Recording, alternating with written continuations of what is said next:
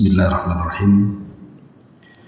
Assalamualaikum warahmatullahi wabarakatuh. Alhamdulillah wassalatu wassalamu ala Rasulillah wa ala alihi wa sahbihi wa mawalah wa la hawla wa la quwwata illa billahi wa ba'd. Alhamdulillah, di pagi ini kita melanjutkan kajian kita masih membahas kitab Arba'in Nawawi, dan kita masuk pada hadis dari Abi Dzar radhiyallahu anhu. An Abi Dzar radhiyallahu anhu annahu qala anna unasan min ashabi Rasulillah sallallahu alaihi wasallam qalu lin nabi sallallahu alaihi wasallam, ya Rasulullah, dhahaba ahlud duthuri bil ujuri yusalluna kama nusalli wa yasumuna kama nasum wa yatasaddaquna bifuduli amwalihim. Qala awalaysa qad ja'ala Allahu lakum ma tasaddaqun inna bi kulli tasbihatin sadaqah wa kulli takbiratin sadaqah wa kulli tahmidatin sadaqah wa kulli tahlilatin sadaqah wa amrun bil ma'rufi sadaqah wa nahyun 'anil munkari sadaqah wa fi bud'i ahadikum sadaqah. Qalu ya Rasulullah, ayati ahaduna syahwatahu wa yakunu lahu fiha ajrun. Qala ara'aytum law wada'aha fi haramin akana 'alayhi fiha wizrun fakadzalika idza wada'aha fil halali kana lahu ajrun. Rawahu Muslim. Dari Abi Dzar Al-Ghifari radhiyallahu anhu, beliau bercerita bahwa ada sekelompok sahabat berkata kepada Nabi sallallahu alaihi wasallam, wahai Rasul, orang-orang kaya telah pergi membawa pahala-pahala mereka. Mereka salat sebagaimana kita salat, mereka berpuasa sebagaimana juga kami berpuasa, dan mereka sedekah dengan kelebihan harta mereka, sedangkan kami tidak bisa bersedekah. Maka Nabi sallallahu alaihi wasallam bersabda, bukankah Allah telah menjadikan untuk kalian sesuatu yang bisa kalian sedekahkan? Sesungguhnya setiap tasbih adalah sedekah, setiap takbir adalah sedekah, setiap tahmid ucapan alhamdulillah adalah sedekah, setiap tahlil ucapan la ilaha illallah adalah sedekah, memerintahkan kepada yang baik adalah sedekah, mencegah dari yang mungkar adalah sedekah, dan dalam kemaluan itu juga terdapat sedekah. Mereka berkata, wahai Rasulullah, apakah salah seorang dari kami jika menyalurkan syahwatnya dengan benar, dia akan mendapatkan pahala? Maka beliau mengatakan, bagaimana pendapat kalian jika disalurkan pada yang haram, bukankah dia berdosa? Maka demikian pula kalau disalurkan pada yang halal, tentu dia memperoleh pahala. Rawahu Muslim. Baik, hadis ini khutfiddin yang dimuliakan Allah Subhanahu wa taala menjelaskan kepada kita bahwa pahala itu tidak mesti diraih dengan harta. Mencari pahala itu tidak mesti harus bersedekah dengan harta. Di sana ada perkara-perkara yang bisa membandingi sedekah harta. Seperti berzikir kepada Allah Subhanahu wa taala dengan memperbanyak tasbih, tahlil, tahmid, takbir dan begitu seterusnya. Oleh karena itulah maka kita bisa menjadikan seluruh hidup kita untuk bersedekah. Lah dalam hadis Abi Dzar ini ceritanya di zaman Rasul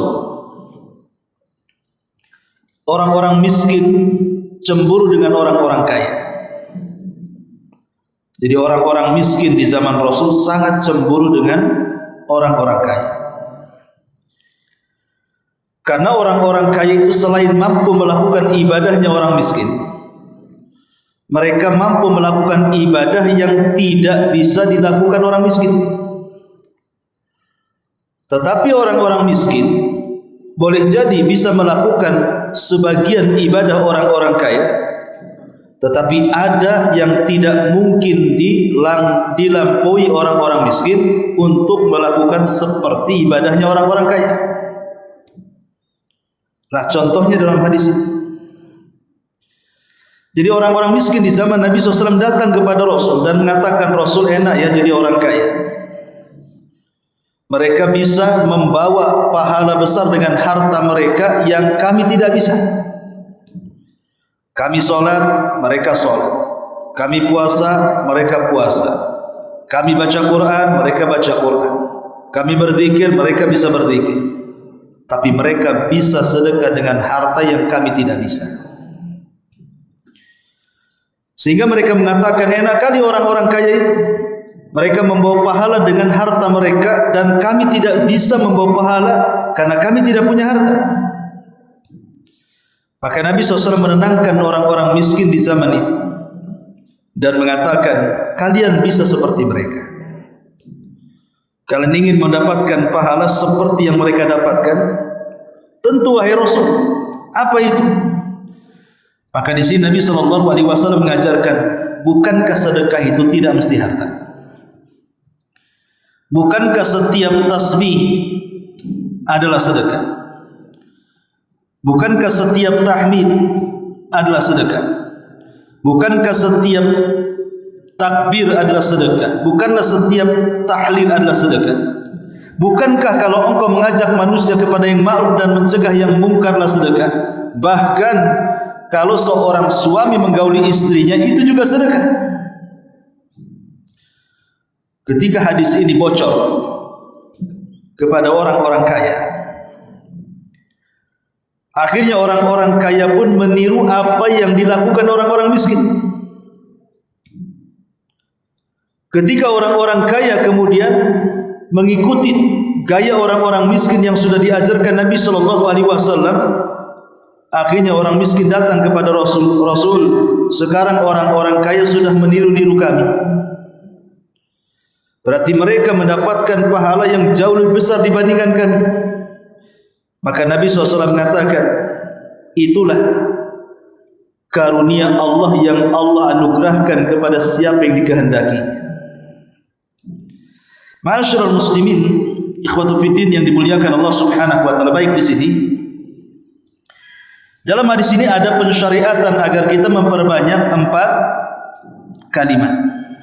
Tasbih, kemudian tahmid, kemudian takbir, kemudian tahlil. Kita disuruh memperbanyak 4 kalimat ini. Makanya 4 kalimat ini disyariatkan di dalam Islam itu kapan? Pertama setelah melaksanakan sholat 5 waktu. Kalau antum melaksanakan sholat 5 waktu, baik zuhur, asar, maghrib, isya, subuh, maka 4 kalimat ini menjadi zikir ba'da shalah, zikir setelah sholat. Yang kedua, dibaca sebelum tidur. Dibaca sebelum tidur. Sebagaimana hadis Ali bin Abi Thalib radhiyallahu anhu, ketika Nabi sallallahu alaihi wasallam mendengar bahwa Fatimah meminta pembantu, maka Rasul mendatangi Fatimah dan Ali, kemudian mengatakan, maukah kalian aku ajarkan beberapa kalimat yang jauh lebih baik dibandingkan engkau meminta pembantu laki-laki atau perempuan? Maka Fatimah dan Ali mengatakan, tentu wahai Rasul, apa kalimat-kalimat itu? Maka Nabi SAW mengatakan, kabbira thalathan wa thalathin, sabbiha thalathan wa thalathin, wahmada thalathan wa thalathin. Bacalah sebelum tidur takbir 33, tasbih 33, dan tahmid 33. Kata Ali radhiyallahu anhu, demi Allah setelah aku mendengar hadis ini, aku tidak pernah melewatkan membaca tasbih, tahmid dan takbir sampai pun ketika melakukan peperangan di Siffin. Menunjukkan bahwa kalimat-kalimat ini syariatkan dibaca sebelum tidur. Kemudian juga kalimat ini disunnahkan dibaca kapan? Di waktu pagi dan petang, dimasukkan dalam zikir pagi dan petang. Inilah 3 tempat sangat disyariatkan untuk memperbanyak tasbih, tahmid, takbir dan tahlil. Setelah sholat, sebelum tidur, dan di waktu pagi dan petang. Bahkan para ulama mengatakan, kalau orang bisa mendawamkan, melakukan terus menerus, tidak pernah meninggalkan zikir selepas salat wajib, tidak pernah meninggalkan zikir sebelum tidur, tidak pernah meninggalkan zikir pagi dan petang, kemudian ditambah zikir ketika keluar rumah, maka anda telah menjadi ahlu zikri, orang yang senantiasa banyak berzikir. Jadi ahlu zikri itu orang yang dikatakan az-zakirun Allah katsira, orang yang banyak melakukan zikir itu bukan yang setiap menit lisannya terus mengatakan tasbih, tahmid, tahlil, takbir dan begitu seterusnya, tidak harus. Kalau itu yang dilakukan capeklah mulut kan itu ya. Tapi cukuplah dikatakan seseorang itu ahli zikir, orang-orang yang banyak berzikir ketika tidak meninggalkan 4 tempat. Pertama zikir setelah sholat, yang kedua zikir sebelum tidur, yang ketiga zikir pagi dan petang, dan yang keempat zikir ketika keluar rumah. Kalau bisa melakukan 4 perkara dan dirutinkan, maka kita telah menjadi az-zakirun Allah katsira wa dzakirah, menjadi hamba-hamba Allah yang senantiasa berzikir. Ma'asyiral muslimin, ikhwatu fillah yang dimuliakan Allah Subhanahu wa taala.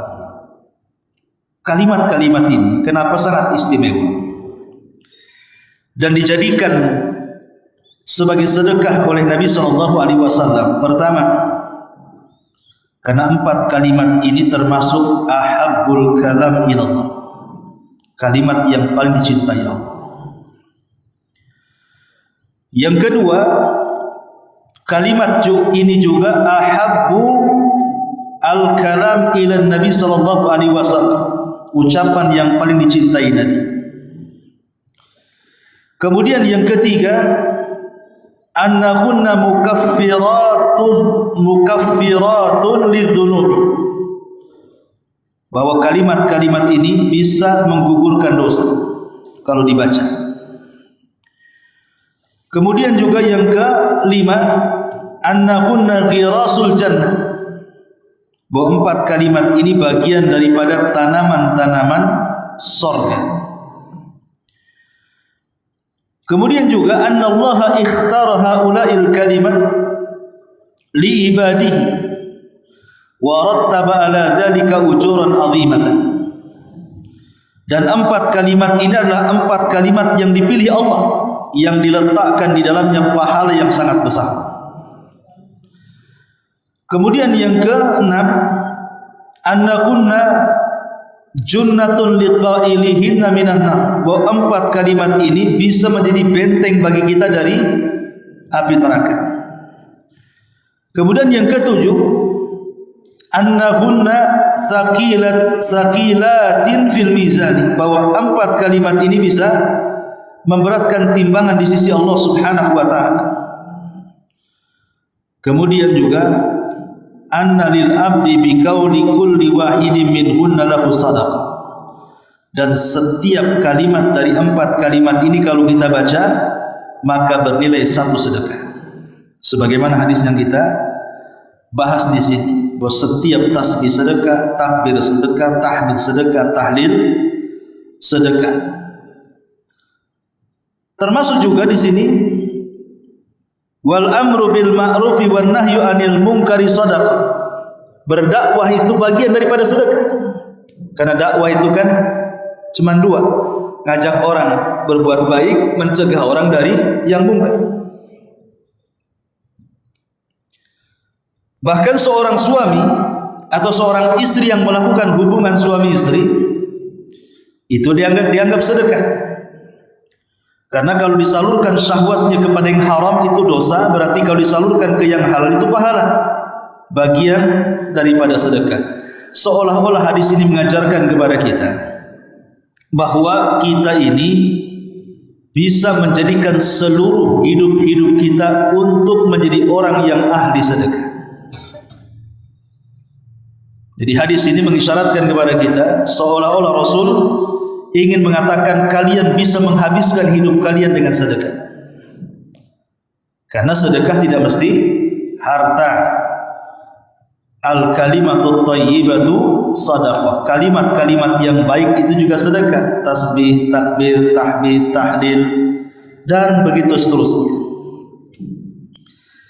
Ma'asyiral muslimin, ikhwatu fillah yang dimuliakan Allah Subhanahu wa taala. Setelah kita tahu tentang pentingnya berzikir karena itu bagian daripada sedekah, hadis ini juga mengajarkan kepada kita bahwa orang miskin itu juga bisa kaya pahala. Orang miskin juga bisa kaya pahala. Tidak mesti orang kaya saja. Karena setiap ibadah yang dilakukan orang kaya itu biasanya ada gantinya bagi orang miskin. Contoh, orang kaya bisa haji, orang miskin tak bisa haji. Tak mungkinlah jalan kaki dari Batam ke Mekah, ngapain korok kakinya kan? Tetapi Nabi SAW mengajarkan kepada orang-orang yang tidak sanggup haji bisa mendapatkan pahala haji. Dengan cara apa? Dengan cara yang lain yang bisa dilakukan orang miskin. Contoh kata Nabi, siapa yang sholat subuh berjamaah, man shallal fajra jama'atan, siapa yang sholat subuh berjamaah, kemudian dia tidak beranjak dari tempatnya, dia berzikir, baca Quran dan yang bermanfaat bagi hidupnya, pokoknya duduk berzikir, baca Quran dan lain sebagainya sampai matahari terbit, biarkan dia meninggi 1 tombak. Artinya setelah terbit 15 menit atau 20 menit setelahnya, kemudian lakukan sholat 2 rakaat syuruk. Kata Nabi SAW, pahalanya sama dengan haji dan umrah secara sempurna. Kan ini bisa dilakukan, tidak mesti orang kaya kan?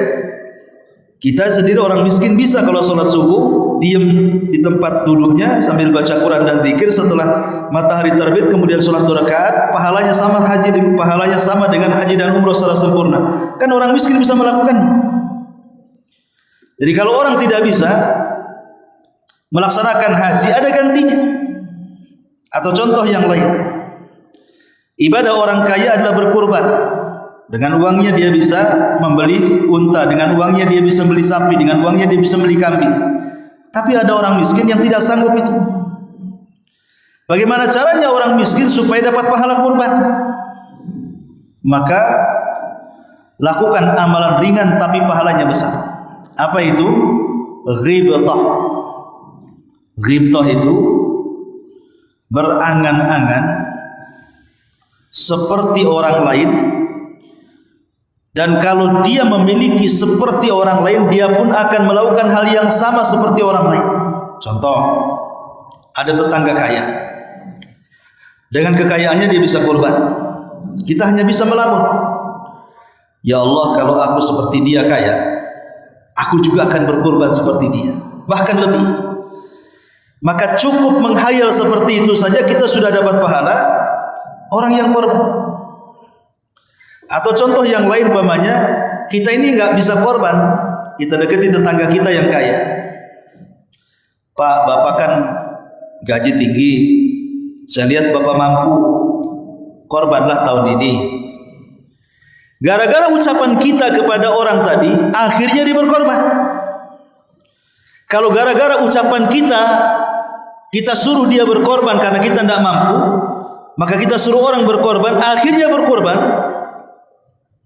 maka kita mendapatkan pahala korbannya tanpa mengurangi pahala dia sedikit pun. Karena Rasul mengatakan, man dalla ala khairin kafaidi. Siapa yang mengajak manusia kepada kebaikan, maka dia mendapatkan pahala orang yang melakukannya. Jadi Allah Subhanahu wa taala itu Maha Rahim. Dia tahu bahwa orang miskin itu juga ada sebagian mereka tidak sanggup melakukan seperti yang dilakukan orang kaya. Lah karena rahimnya Allah, maka Allah jadikan ibadah-ibadah yang sanggup dilakukan orang miskin, dan itu bisa menjangkau pahalanya orang kaya. Begitulah keindahan Islam kepada umatnya, bahwa Islam ini dinu rahmah, agama yang penuh dengan rahmatan lil alamin. Wallahu a'lam, ini saja yang bisa sampaikan, mudah-mudahan manfaatnya. Subhanaka bihamdika asyhadu an la ilaha illa anta astaghfiruka wa atubu ilaik. Wallahu ta'ala. Assalamualaikum warahmatullahi wabarakatuh.